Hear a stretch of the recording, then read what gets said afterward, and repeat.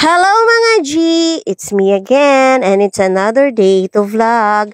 At eto nga, hindi about galaan ang aking vlog for today's video, kundi isa siyang investment.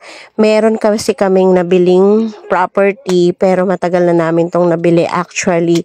Ngayon lang namin siya mapapatayuan for boarding house type siya kasi syempre ang dami naming mga expenses before, so wala kaming budget na nakalaan para dito. Ngayon medyo nakaipon-ipon na tayo mga G, kaya ito for the go na ang Mami G ninyo. At ayan nga kahit napaka maulan ang panahon na yan, kaninang madaling araw lang yan, sumugod talaga ako para maghanap ng buhay na chicken kasi magpapadugo kami dahil alam nyo na meron tayong pinaniniwalaan na ritual. Yung mga iba hindi naniniwala pero ako kasi naniniwala ako sa gano'n na kapag nagpadugo ka daw ng chicken is mas matibay yung magiging foundation at saka yung ibang mga ganap na hinuhulog doon sa bawat poste, 'di ba? Kaya ayan na nga, kahit napakaulan yan ng panahon na yan, talagang sumugod ako niyan kasi para lang matuloy ang aming padugo. Eto nga palang pinapagawa namin ay boarding house siya, 6 units preference siya.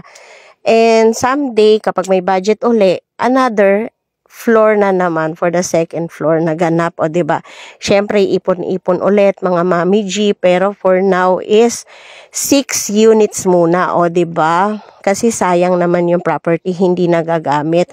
And ayun nga, medyo nakatabi-tabi na kasi tayo ng konting ipon. So, ayan na, mapoproceed na siya finally, kaya nakaka-excite. And for sure, ang aking husband ay masaya siya at excited siya pag uwi niya kasi pag uwi niya, meron na namang investment kaming na itabi, o diba? Kaya ang mga mami talaga ang nagdadala ng success sa ating family. Kaya dapat mga Mami G, marunong tayo sa paggastos ng pera. At kailangan lagi din natin hingiin ang guidance ni God kasi siya naman talaga ang nakakaalam ng mga ito. At siya din ang nagbigay nito. So gamitin natin ng maayos, 'di ba? O siya mga G, for the next video na tayo, kaya abang-abang ha. See you, bye-bye!